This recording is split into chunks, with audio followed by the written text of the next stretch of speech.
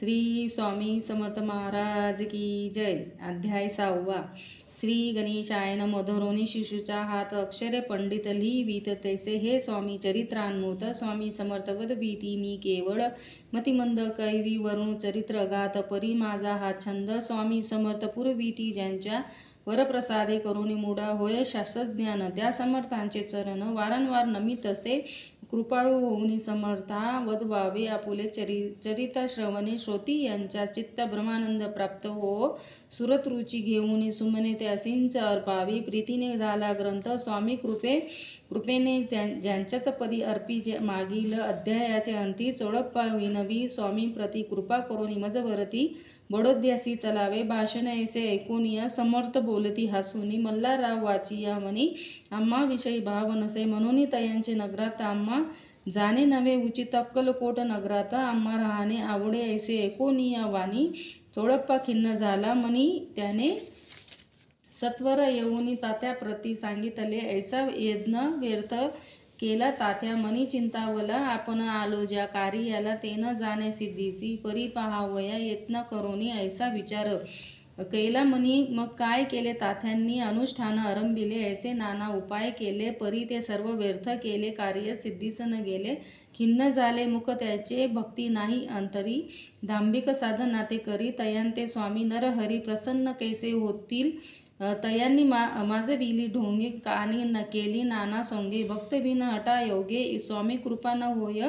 मग तात्यांनी काय केले सप्ताहासी ब्राह्मण बैसविले गुरुचरित्र आरंभिले व्हावयासी.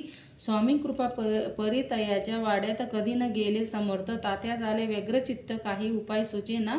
मल्हारराव नृपाने पाठविले जे कार्य कारणे ते आपुले हातून होणे अशक्य ऐसे वाटते. आता जाऊनी बडोद्यासी काय सांगावे राजयासी आणि सकळ जणांसी तोंड कैसे दाखवावे.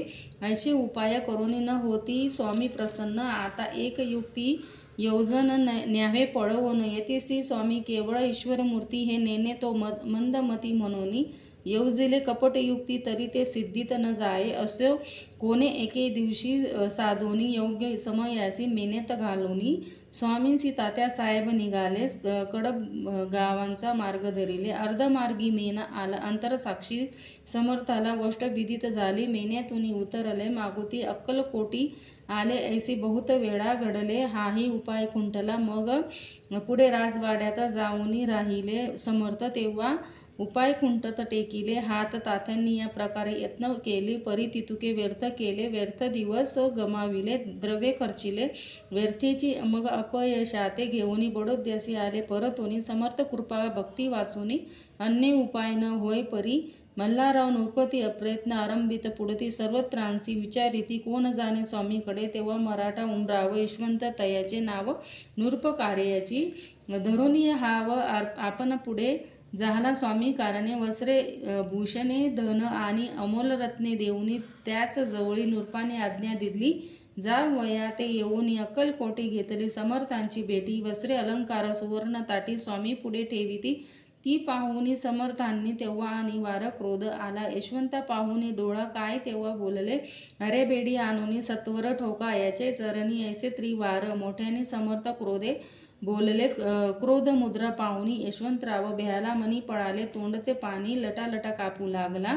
मग थोड्याच दिवशी आज्ञा आली यशवंतासी सत्वर यावे बडोद्यासी येथील कार्यासी सोडूनी. साहेबा विषप्रयोग केला मल्हारराव वावरी आळा आला. त्या कृत्या माझी यशवंताला गुन्हेगार लेखिले. हाती पायी बेडी पडली स्वामी वचनाची प्रचिती आली.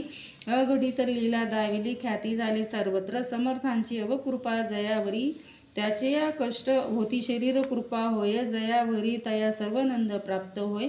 महासमर्था भक्त पालका अनादि सिद्धी जगन्नायका. निशिदिनी शंकर सखा विष्णूची या मनी वसे. इति श्री स्वामी चरित्र सारामृत. नाना प्राकृत कथा समंत सदा भक्त परिसोत षष्टोध्याय गोड हा. इति श्री स्वामी चरित्र सारामृत षष्टोध्याय समाप्त. शुंभ भवतु अनंतकोटी ब्रह्मांड नायक राजाधिराज योगीराज महाराज श्री समर्थ सद्गुरु अक्कलकोट श्री स्वामी समर्थ महाराज की जय.